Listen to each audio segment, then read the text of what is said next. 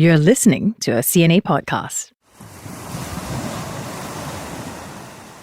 Picture your beach holiday, stepping out into the crystal clear waters, strapping on your fins and snorkel to discover a whole new world underwater.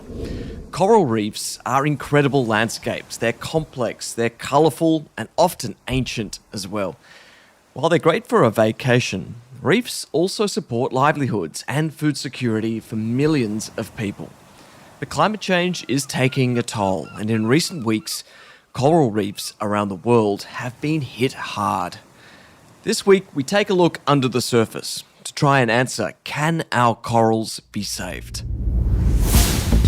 Hello and welcome to Climate Conversations. I'm Jack Board, coming to you from hot and sunny Bangkok. Hi to my co-host Liling Tan, coming to you from hot and sunny Singapore, I presume. Liling, when was your last beach holiday?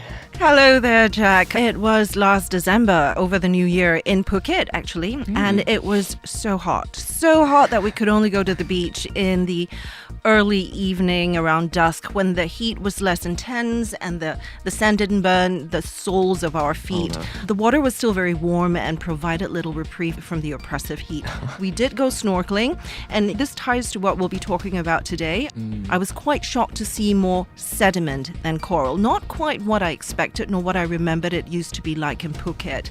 And I'm not sure if it was just the location near the shore or if, it's from human activity or climate change or all of the above. I'm sorry to hear that. Doesn't sound like a great holiday at all in my adopted home. Yeah, and I think a lot of the beaches around the region are like this, given the heat wave that we've been seeing, the rising temperatures. Beaches aren't like what they used to be. There are still some secret gems. I'll let you know next time you come. Right, yeah. They won't be so easy to find, but they are still there. It's good to know. All right, let's start with our quiz of the week, something we like to get your brain into gear. And it will be coral reef related, matching our theme for this week.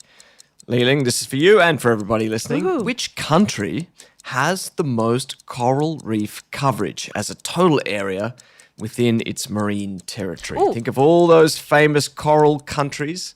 Which one has the most of it? Oh, I think I know this one. Maybe. Maybe not. We'll see. Okay, let's go to the newsroom. Let's look at the most interesting stories in the sustainability space. Liling, what has captured your attention this week? First up, MediaCorp's Today ran an article by Amanda Yip about efforts to reduce single-use plastics and if Singapore is where it needs to be on this. The answer is nope. The government has imposed a minimum 5-cent charge for plastic bags at major supermarkets here in Singapore, and it says the number of these plastic bags used have dropped by 50 to 80% since the law went into effect last July. That is progress, but outside of these big grocery stores, the article says only a growing minority are cutting back on single-use plastics. The hawkers say not many customers are bringing their own food containers, and while some retailers and brands are charging for their single-use carrier bags, the jury is still out on how much of that is greenwashing, especially if retailers are also using a lot of these disposable plastics in their own packaging. And also there's the question about whether replacing single-use plastics with other materials like cardboard or biodegradable materials, if that is good for the environment or if it doesn't really make that much difference or if it could be worse. And ultimately, the answer, it seems, maybe to just stop with the single-use, stop with the waste, and perhaps that might move the needle a little bit. What about in Thailand? Are you guys doing better there? I don't think so. This is a real bugbear of mine. I hate the overuse of single-use plastic. And I feel like just before the pandemic, seemingly progress being made, especially in Bangkok. If you got food deliveries, for instance, there was no more single-use plastic being sent to you automatically.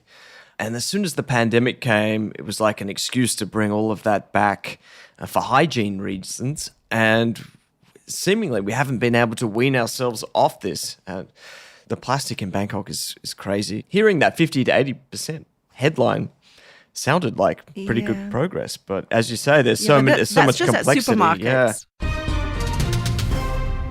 The other big news that came out is from Azerbaijan, host of this year's COP29 climate summit.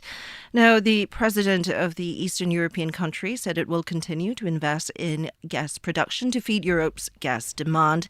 And it said, quite controversially, that its fossil fuels are a gift from God. The country has a deal with the European Union to double gas supplies to the bloc as the EU looks to reduce dependence on Russian gas. But get this, one estimate says that Azerbaijan's gas plants would generate as much carbon dioxide emissions as Russia's entire annual output. And to say climate activists are a little unnerved would be an understatement. Tying this back to our topic this week, though, the burning of fossil fuels is, Jack, as we know, a known culprit of global warming, which makes oceans warmer and causes coral death. Yeah, this issue is just simmering right now, and it's going to keep simmering right up until November when COP is held. It was a controversial decision to allow Azerbaijan to host it from the beginning, and now you can see the focus really starting to shift towards this country and their heavy investments in fossil fuels. And I dare say it's only going to get louder as we look ahead to the summit, which I will be at later this year. So sure, I'll be bringing you stories like this in the months to come. Yeah, looking forward to that. They didn't set the precedent, though, right? The previous COP28 was also by a fossil fuel producing nation, wasn't it? Yeah, that's right. UAE, the last host. So it just kind of continues this trend. And before that was Egypt. So we've gone for the trifecta. So plenty of environmental activists pretty ready to take it to Azerbaijan as well about their track record. Yes. In April this year, American scientists made a grim announcement. They declared that a global coral bleaching event was underway. It's just the fourth time a global event has ever been recorded, but the second time already that it's happened in this decade. What does that mean? Coral from the Great Barrier Reef to the South Pacific to Mexico, Brazil, the Caribbean, from the Middle East to Southeast Asia, it's all experiencing massive levels of dangerous heat stress. And it's because of unusually high and unprecedentedly prolonged ocean temperatures, an outcome of global warming. We're not just beating temperature records, we're smashing them day after day. To start things off, we have a question from one of our younger listeners. Hi, my name is Ivy and I'm 10 years old. My question for Jack and Liling is what percentage of coral has been lost worldwide due to bleaching? Thanks, Ivy, for your great question. Well, the corals that we love to admire and that so many people rely on to survive are bleaching, as you said. Now, bleaching means that they're turning white. They almost look like they're skeletons on the bottom of the ocean. But remember, bleaching doesn't mean that corals are dead. They're still alive, actually, but they're just struggling. And this is their response mechanism to hold on. But if the situation of really warm water persists, they could die out for good. And sadly, that is happening. Throughout the world, coral reefs are being lost at pretty alarming rates. And scientists estimate that half of them have already disappeared. 90% of them could be gone by 2050 if global temperatures rise by 1.5 degrees Celsius, which at this point is a best case scenario. But they can recover, and that's really important to remember. Liling, we've heard these types of statistics and this pretty generally bad news much more frequently in recent years. What's your instinct reaction to again hearing about the extent of this problem with coral? You know, I think you and I, in having to cover this space for so long, it's really more than a little bit alarming to read how bad the problem is getting. But I think the idea of mass coral bleaching is so far removed from the everyday lives of regular people whose lives and livelihood don't really depend on the ocean, that it's difficult for them to internalize the scale of the problem. And most of the time, people think about the aesthetics of it, no more pretty coral reefs, without thinking what that really means in the long term. And I think it's difficult for people to grasp how far-reaching these consequences can be on ocean health, on human health, on jobs and the economy, and also on our food supply, and how the loss of these coral reefs can really hurt us in the long run. But you've seen this firsthand, right? What are the experts telling you, Jack? Yeah, the experts are extremely worried. And yeah, I've seen so much of this coral loss and damage over the last few years. I've been in the Philippines, I've been in Indonesia, in Thailand, and in Australia, of course. And being Australian, we have a real emotional connection to the Great Barrier Reef for some reason. Yes, of course. But you're right that it is this emotional thing about something that we're proud of, that's beautiful, but we don't think about the livelihood impacts, the people that rely on it. And I think that's just the nature of the Great Barrier Reef, is a less productive reef than the ones we have in Asia. But not too long ago, I went there when the last mass bleaching event occurred, and it was awful. And here's part of the interview that I did with Terry Hughes. He's a professor of marine biology at James Cook University, and he's really one of the leading expert voices in the world on this issue. Typically, a coral will respond to stress by bleaching. A bleached coral is a sick coral. The bleaching disrupts the symbiotic relationship between microscopic algae that live inside the coral and the coral host. And if it stays bleaching for long enough, the corals can die. Coral reefs, like any other ecosystem, have an innate, evolved capacity to recover from the kinds of shocks that they have grown used to over thousands or millions of years. In the case of coral reefs, the normal shocks that they have evolved to cope with are hurricanes or cyclones. And they typically have a return time in most parts of the tropics of about 2 or 3 decades. So the corals are used to that level of disruption or disturbance, but they have not evolved to cope with mass mortality every 2 or 3 years, which is what we're seeing now. So the gap between one bleaching event and the next one is steadily shrinking since 2016, and the climate modelers tell us that by mid-century, if not earlier, the temperatures will be high enough to trigger mass coral bleaching every consecutive summer. And if we get to that outcome, then it's pretty much game over. So, as Terry Hughes explained there, it is global carbon emissions that are continuing to push up the sea temperatures, which impact coral. And so much of the heating in the ocean is already locked in as well. We can't really change that in the short term. And that's having real consequences already when we look regionally at the functions that coral reefs perform, right? Yes, Jack. And, they are crucial to ocean health first because they are home to 25% of all marine life. They are the base of the food chain, meaning they provide the plankton and algae that feed reef fishes and shellfish and eels, which are in turn food for larger predators. But get this, they only account for 1% of the ocean floor, and over half of that are found in our part of the world. Can you name some of the countries home to these reefs, Jack? I think I've seen Give it a shot. Yeah, of course. Well, Australia. I mean, apart from Australia. Okay. Well, the coral reefs that I've been able to visit. Indonesia, obviously. We've got the Philippines. I think Malaysia has a little bit of coral floating around. Singapore has a little bit, and then but not a lot. And then we're looking at sort of the Pacific nations as well. That's right. Papua New Guinea, Fiji, and the Maldives as well. But more than just life underwater, coral reefs also provide livelihoods, like we touched on earlier, directly and indirectly, to an estimated 1 billion people worldwide. And that's about 13% of the global population. That's incredible. So we're talking, I know, right? You don't think about these things. Now, jobs, economies, and health depend on these reefs.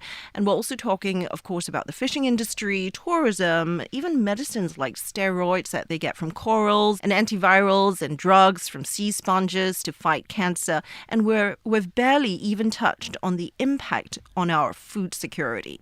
And, these coral reefs also protect our shores by reducing the force of waves hitting our coasts. They are our natural breakwaters. So coral bleaching, not good. What's to be done, Jack? Good question. There is plenty to be done. And the energy behind trying to do something is there. At the Global Climate Change Talks at COP28 in Dubai late last year, there was a real clear push to fast-track finance needed for coral reef survival. So basically, we have a network of nations. They're the ones that are home to nearly all of the coral in the world.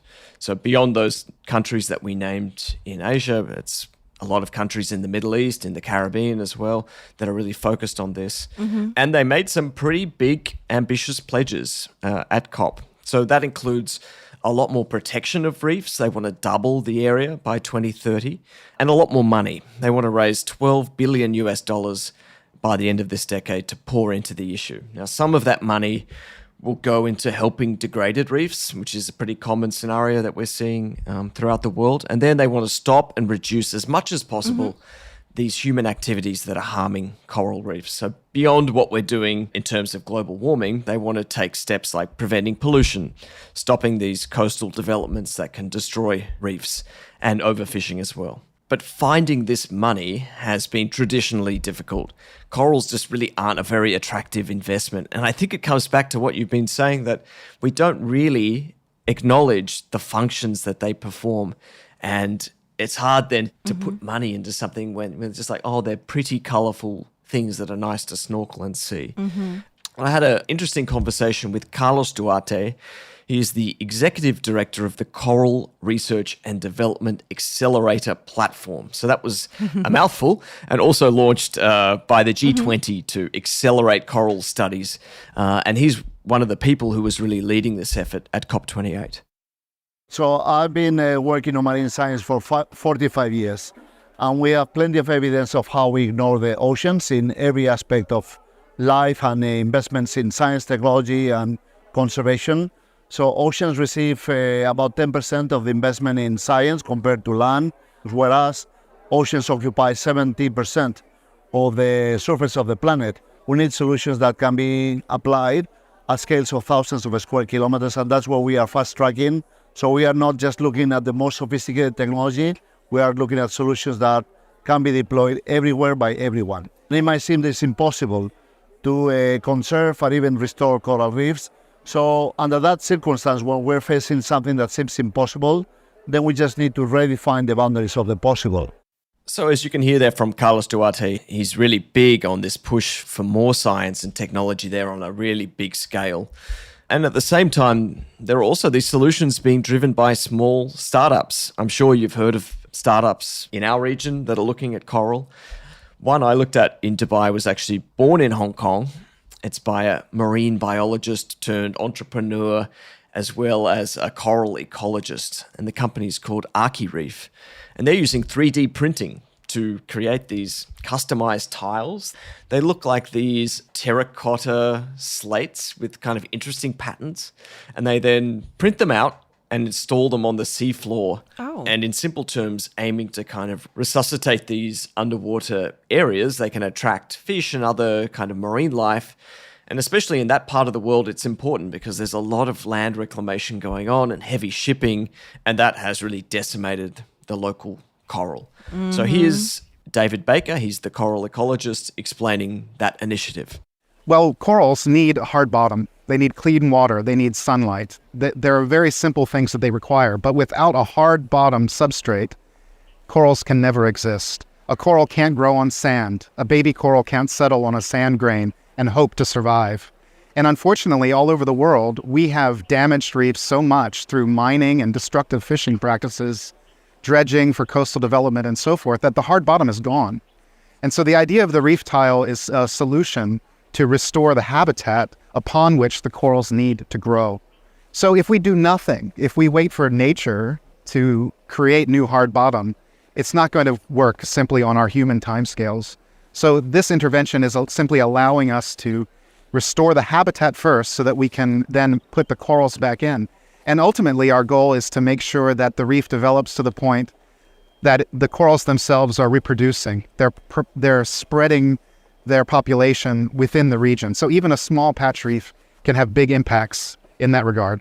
So there's this push happening to get more finance, more technical solutions regionally, and I think just like more interest and awareness about coral reefs and why they're important.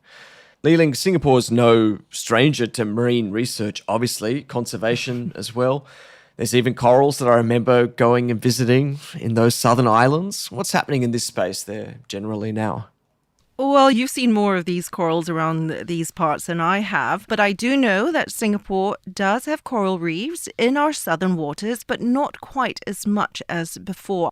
We've lost about 60% due to degradation over the past 6 decades, and that's according to the Reef Ecology Lab from the National University of Singapore. Now, a major cause is from sediment that fall on the reefs due to human activity like land reclamation, digging up of shipping channels, and also the dumping of what's known as earth spoils, and this can include excavated soil, for example. And the sediment, they smother the corals and they block out the light, which prevents photosynthesis from happening. Sounding similar to what's happening in the Middle East as well, yeah. Yeah.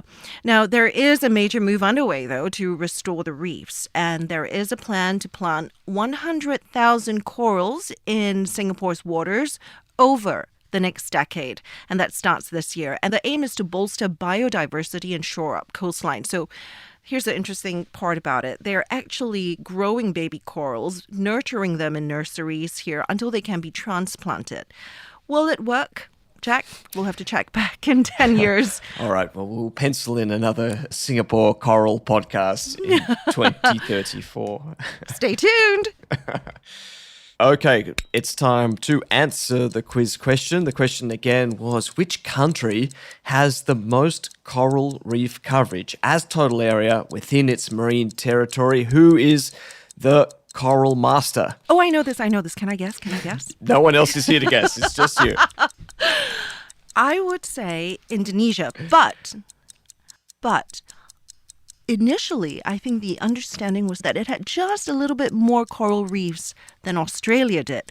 But I think that has changed, right? You've nailed it. You've nailed it again. Yeah, Indonesia is number 1, ahead of Australia number 2. We've been beaten out this time.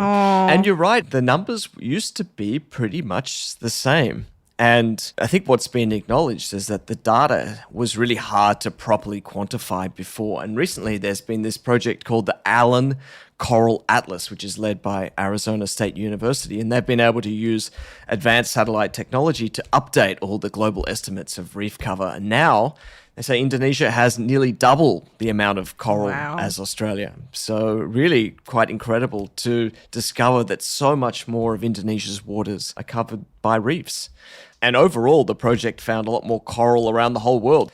64,000 square kilometers to be exact, more than previously realized. That's really exciting news, yeah. Yeah, now the aim is just to keep all this data up to date so that we have the ability to make better decisions and better planning about protecting these ecosystems. Good job, Liling. You've got it right again. Thank you. That's all we have time for this week. We hope you've enjoyed this episode. While you're at it, please do give us a little rating or a review. It helps people find us here. And let's have your questions too. Type them in the comments section, or even better, record them like Ivy did. Until then, I'm Liling Tan. And I'm Jack Board. Join us for more climate conversations next week.